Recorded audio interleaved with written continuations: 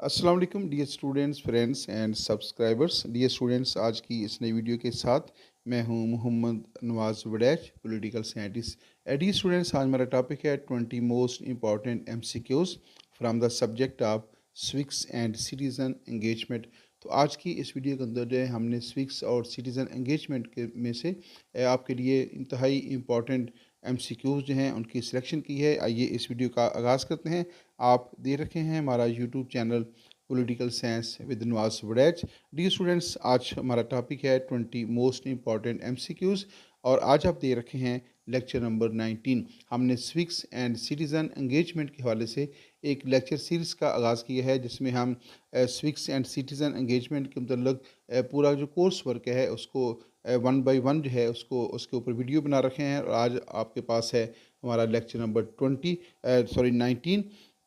तो आइए देखते हैं कि इस वीडियो के अंदर कौन से इंपॉर्टेंट एमसीक्यूज़ को शामिल किया गया है। हमारे पास पहला क्वेश्चन है, which president was impeached twice. American political system के साथ इस क्वेश्चन का तल्लक है। अमेरिका का जो प्रेसिडेंशियल इलेक्शन है उसमें सदर को उसके ओहदे से बरतरफ करने का जो तरीक़ेकार होता है, डेट इज़ कॉल्ड इम्पीचमेंट। तो आपने बताना ये है कि अमेरिका के कौन से प्रेसिडेंट हैं जिनको 2 बार मुआवजे का यानी इम्पीचमेंट का सामना करना पड़ा।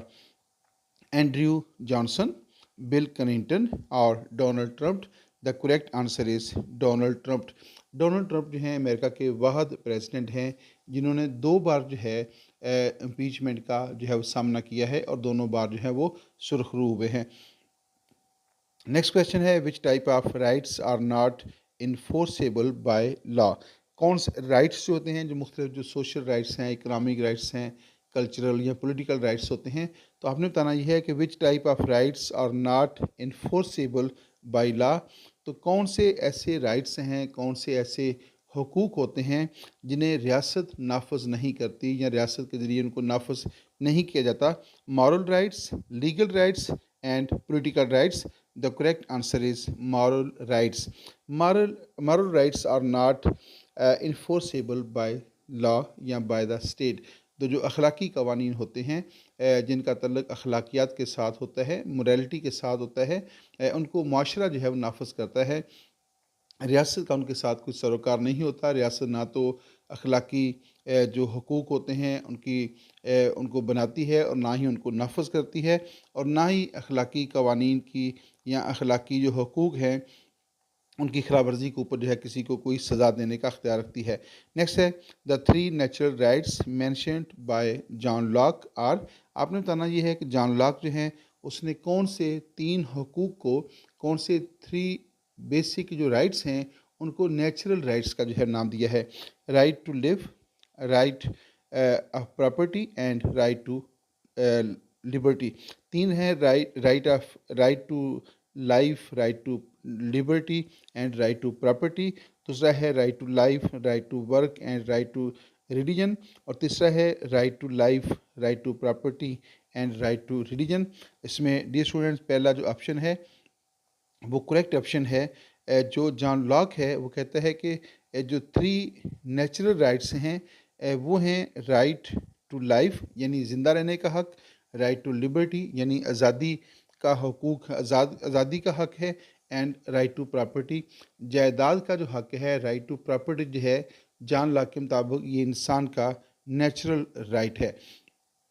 नेक्स्ट है, the credit for advocating the legal theory of rights goes to John Locke, Austin and Bentham. The correct answer is Austin. तो the credit for advocating the legal theory of rights, legal theory of rights जो है उसकी सबसे ज़्यादा जो advocacy है वो कौन सा सियासी मुफक्कर करता रहा है, उसमें है जॉन लॉक का नाम है, ऑस्टन का नाम है और बेंथम का नाम है। तो उसमें करेक्ट आंसर जो है वो है ऑस्टन। नेक्स्ट क्वेश्चन है, the social welfare theory of rights is associated with. First option है थॉमस हॉब्स, दूसरा है कार्ल मार्क्स और तीसरा है जेरमी बेंथम। इसमें करेक्ट आंसर है Jeremy Bentham. The social welfare theory of rights is associated with Jeremy Bentham.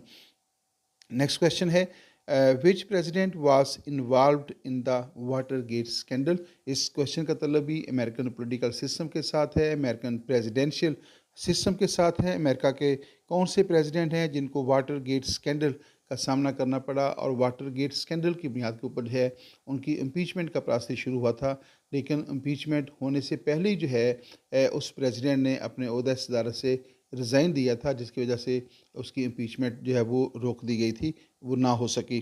तो 3 उसमें नाम हैं, जिमी कार्टर और गैरल्ड फोर्ड। तीसरा नाम है Richard Nixon. The correct answer is Richard Nixon. Richard Nixon was the president of USA who was involved in the Watergate scandal. Next question की तरफ चलते हैं। हमारे पास नेक्स्ट क्वेश्चन है, which of the following is the first charter of human rights. आपने बताना ये है कि ह्यूमन राइट्स के बारे में पहला जो चार्टर है वो कौन सा है। उसमें नंबर 1 है बिल ऑफ राइट्स, नंबर 2 है कॉन्स्टिट्यूशन ऑफ मीडिया और तीसरा है द साइरस सैलेंडर। तो आपने बताना ये इन तीनों में से कौन सा जो बिल ऑफ राइट्स है उसको दुनिया का इंसानी हुकूक का पहला चार्टर कहा जाता है वेस्टर्न फ़िलासफ़ी के मुताबिक। तो which of the following is the first charter of humans right. तो इसमें तीसरा ऑप्शन जो है वो करेक्ट ऑप्शन है, द साइरस साइलेंडर। आगे नेक्स्ट पॉइंट की तरफ चलते हैं। Who adopted the landmark document the universal declaration of human rights, UNESCO, UNICEF and UNO. The correct answer is UNO. UNO जो है उसने सबसे पहले जो है इंसानी हकूक़ का जो इंसानी हकूक़ का जो आलमी मंशूर है उसको पेश किया था। Who adopted the landmark document the universal declaration of human right. तो इसमें करेक्ट आंसर है UNO, United Nation Organisation. Next question है, when was the universal declaration of human rights adopted by the UNO. आपने बताना ये है कि UNO की तरफ से universal declaration of human rights जो है उसको कब अडॉप्ट किया गया था। 10 दिसंबर 1946, 10 ऑफ दिसंबर 1947, 10 of December 1948। The correct answer is 10 of December 1948। आइए नेक्स्ट क्वेश्चन को देखते हैं। How many articles are there in the universal declaration of human Rights. Declaration of human Rights का जो चार्टर है, इंसानी बुनियादी हकूक़ का जो मंशूर है, वो कितने आर्टिकल पर मुश्तमिल है। 15, 20, 30। The correct answer is 30। 30 is the correct answer. और आइए देखते हैं which is the next question. Which state has the most electoral votes. ये भी अमेरिकन पॉलिटिकल सिस्टम से इस क्वेश्चन का तल्लुक़ है। हाल ही में अमेरिका के अंदर प्रेसिडेंशियल इलेक्शन हुए हैं जिसमें डोनाल्ड ट्रंप जो हैं उनको फतह हासिल हुई है और वो नेक्स्ट अमेरिका के प्रेसिडेंट जो हैं 4 साल के लिए इलेक्ट हुए हैं। तो विच अमेरिकन प्रेसिडेंशियल इलेक्शन के बारे में मैं आपको बताता चलूँ कि अमेरिकन प्रेसिडेंशियल इलेक्शन जो है उसका जो तरीक़ेकार है उसमें होता ये है कि हर 4 साल के बाद नवंबर के पहले सोमवार के बाद जो आने वाला मंगल होता है, यानी नवंबर का जो फर्स्ट मंडे है उसके बाद जो ट्यूसडे आएगा, उस रोज़ जो है अमेरिका में हर 4 साल बाद प्रेसिडेंशियल इलेक्शन होते हैं। तो पहले मरहले के अंदर जो है अमेरिकी जो अवाम हैं, सिटीज़न जो हैं, वो एक इलेक्टोरल कॉलेज बनाते हैं जिसके मेंबर्स की जो तादाद है वो 538 होती है। तो अवाम जो हैं, वोटर्स जो हैं, वो 538 मेंबर्स पर मुश्तमिल एक इलेक्टोरल कॉलेज बनाते हैं और फिर उस इलेक्टोरल कॉलेज के जो मेंबर्स हैं जिनकी तादाद 538 है, वो जो मुख्तलिफ पॉलिटिकल पार्टीज़ हैं उनके सदारती उम्मीदवारों को वोट कास्ट करते हैं और उनमें से जो उम्मीदवार जो है 538 में से 270 वोट लेने में कामयाब हो जाए उसको अमेरिका का प्रेसिडेंट जो है वो कामयाब डिक्लेयर कर दिया जाता है। यहाँ पे देखिएगा कि यहाँ क्वेश्चन ये है कि विच state has the most electoral votes. तो अमेरिका की जो 50 रियासतें हैं उन 50 रियासतों में से किस रियासत को इलेक्टोरल कॉलेज के अंदर जो कि 538 रियासतों पर मुश्तमिल है उसमें से सबसे ज़्यादा नशिस्तें किस रियासत की हैं। तो उसमें करेक्ट आंसर है कैलिफोर्निया, जिसकी रियासतों की जिसके मेंबर्स की तादाद है वो 54 बताई जाती है। नेक्स्ट पॉइंट की तरफ चलते हैं। The human rights day is observed on 10 दिसंबर, 9 दिसंबर और तीसरा ऑप्शन है हमारे पास 1 दिसंबर। द करेक्ट आंसर इज़ 10 दिसंबर। तो दुनिया के अंदर जो है 10 दिसंबर को हर साल इंसानी हकूक़ का दिन जो है मनाया जाता है, human rights day is observe, क्योंकि 10 दिसंबर 1948 को जो है 10 दिसंबर 1948 को यूएनओ की तरफ से इंसानी हकूक़ का जो आलमी मंशूर है उसकी मंजूरी दी गई थी। तो उसी निस्बत से जो है हर साल 10 दिसंबर को इंसानी हकूक़ का आलमी दिन जो है उसको सेलिब्रेट किया जाता है।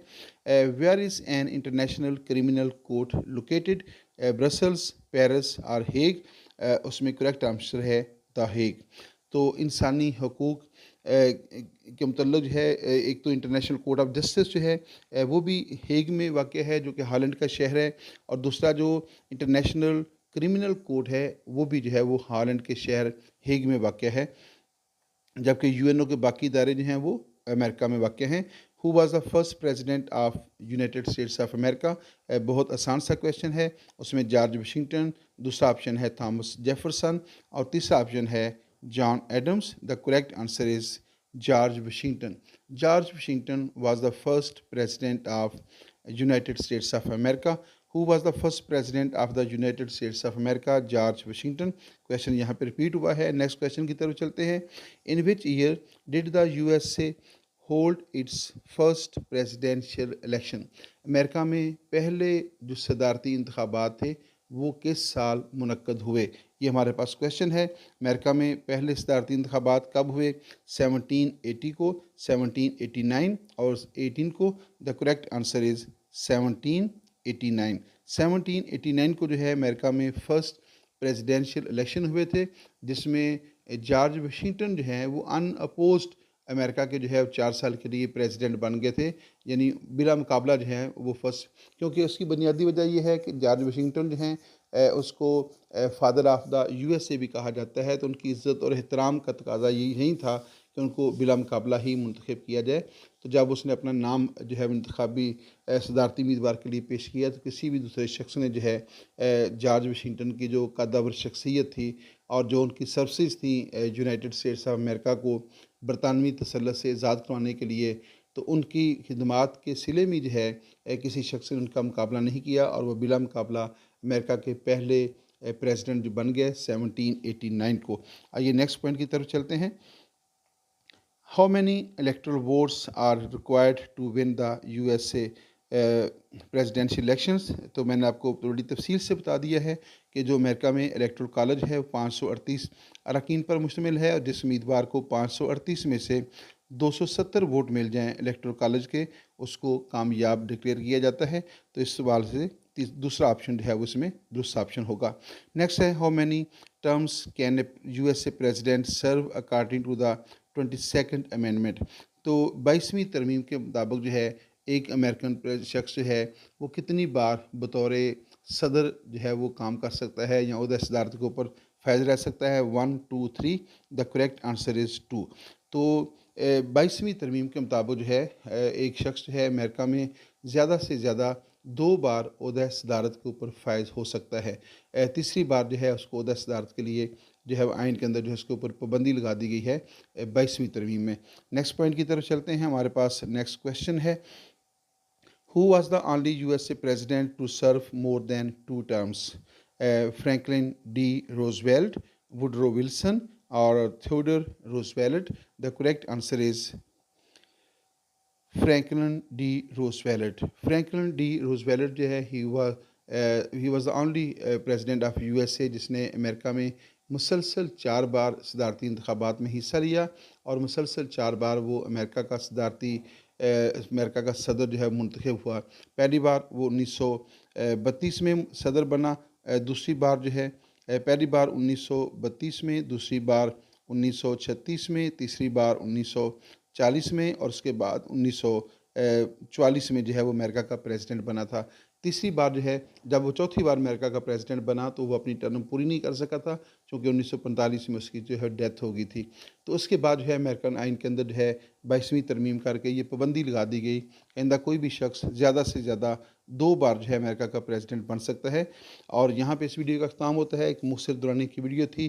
Thanks for watching my YouTube channel. इस वीडियो के मुतल्लिक आपके जो क्वेश्चन उनको हम वेलकम कहेंगे। उम्मीद है कि आपको ये हमारी मुखतसरी कावज पसंद आएगी।